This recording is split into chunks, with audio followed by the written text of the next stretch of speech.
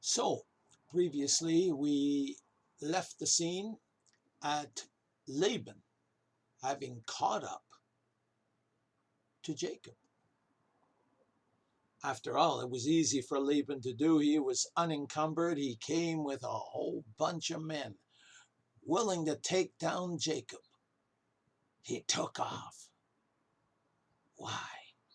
Oh, let's cover it today.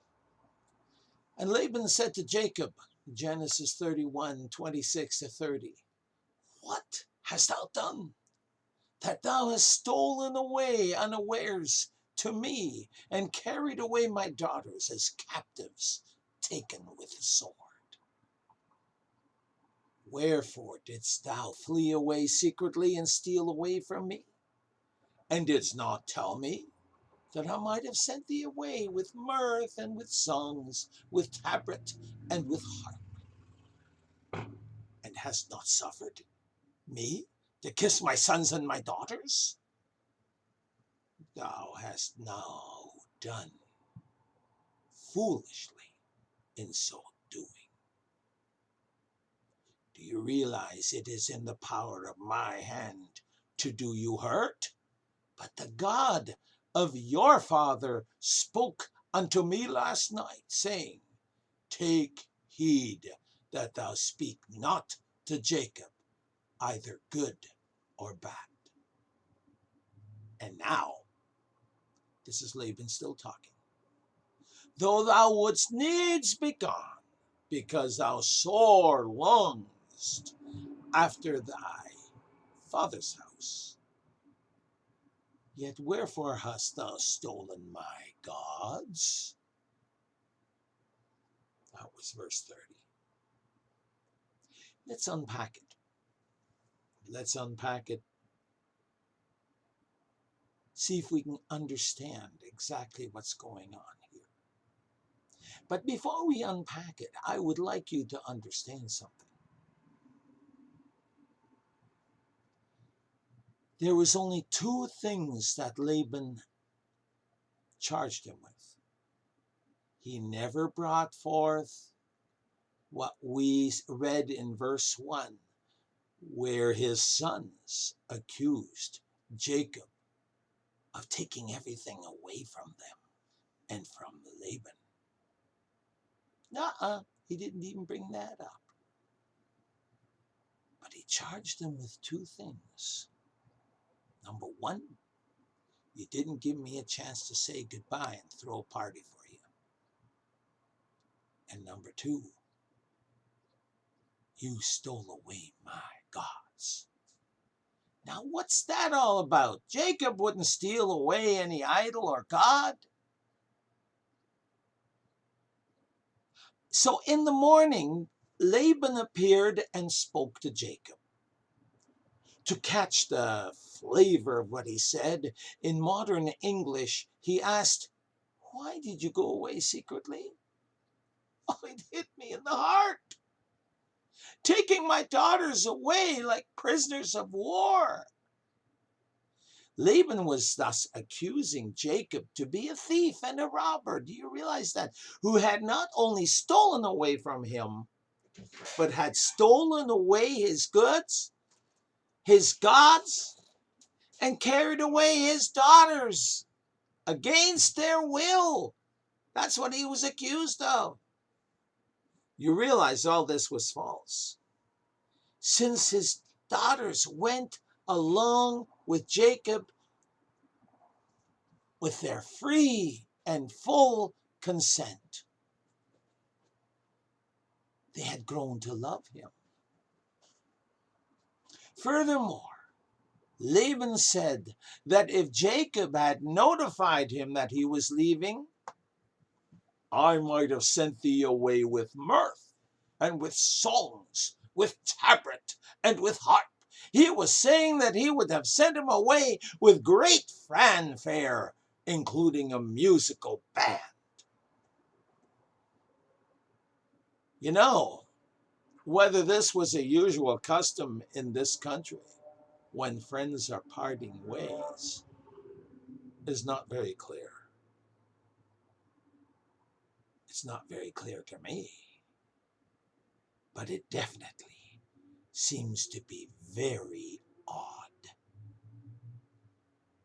Usually, friends and relatives, especially daughters, would have parted with grief and tears and prayers.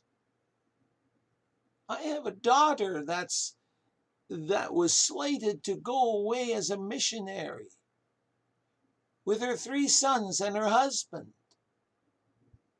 saying goodbye to them, you know, as a grandpa.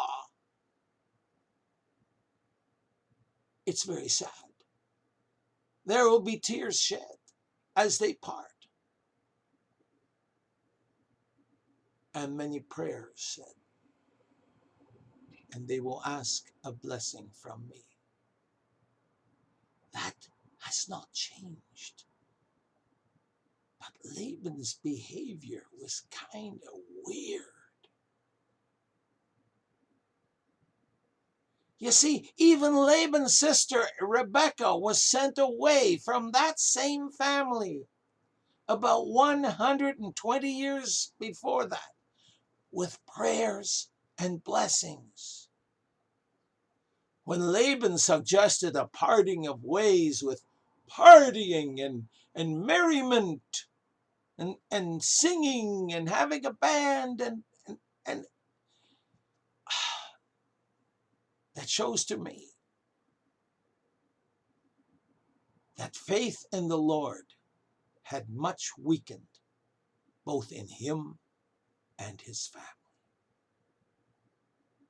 Any excuse for a party? That's not the sign of a godly person. See, Laban's further lament, according to verse 28, was that he was deprived of kissing his sons and daughters goodbye. By his sons, he meant his grandsons by Leah and Rachel.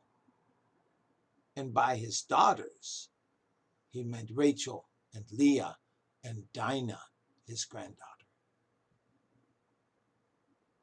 He also said to Jacob, "You have done foolishly in doing this."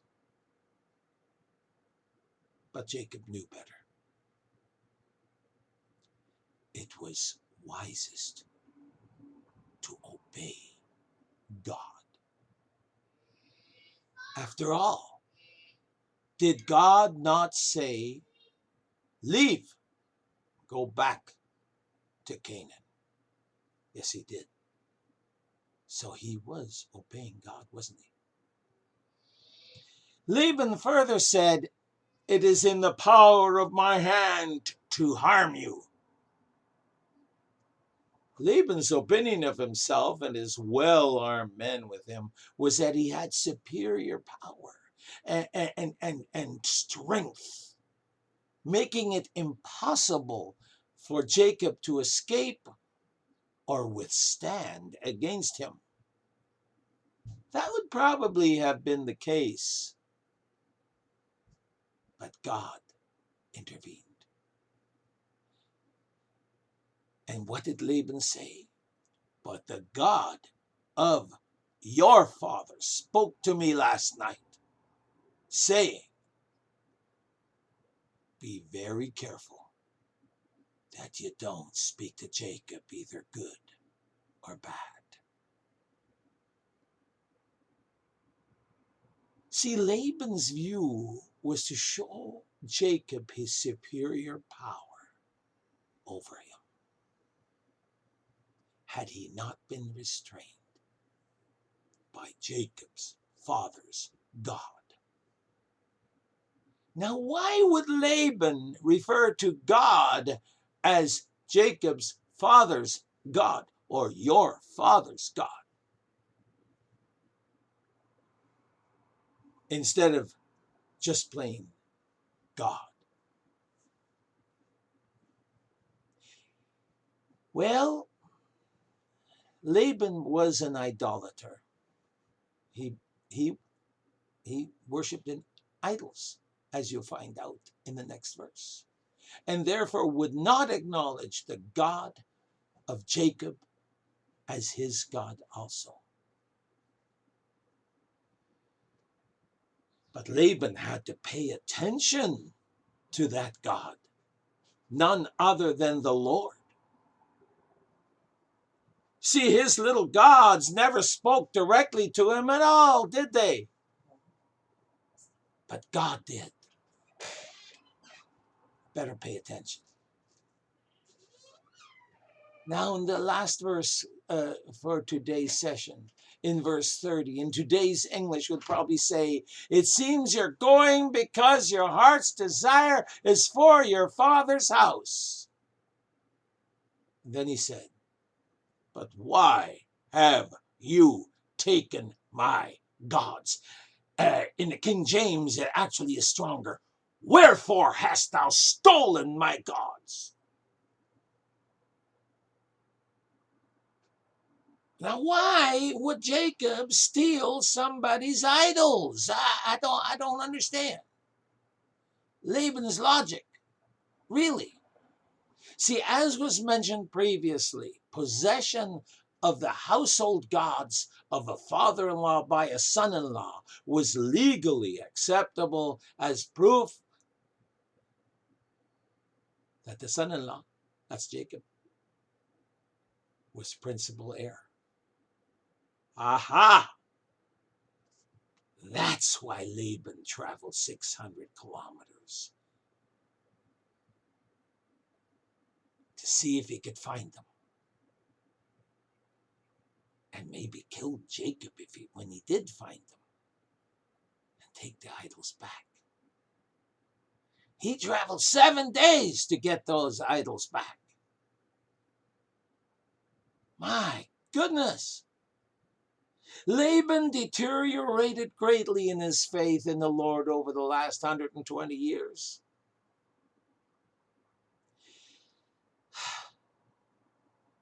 You realize this. As the influences of the Syrian culture and their idols became stronger in Laban's life, his faith, and even acknowledging his belief in the Lord, became weaker until it was almost non-existent. He referred to God as the God of your father. How different is that from what we have today? Dare I say there is not much difference? You see, now in the 21st century, many things exist to distract us, even to the point of taking our eyes off of God. There are so many things in this world today that distract us. And do you realize that there are people saying, "I am not going to worship the Lord today because of whatever"? Folks, there are so many things distracting us to the point of becoming an idol. And if we examine our hearts, we'll realize that there are a few things in our hearts that distract us from God. And you know what? Our heart cry should be what John the Baptizer said, or some people call him John the Baptist. And he said this in John 3:30 about Jesus Christ. He must increase, but I must decrease. Folks, I hope that's the cry of your heart. He must increase, but I must decrease.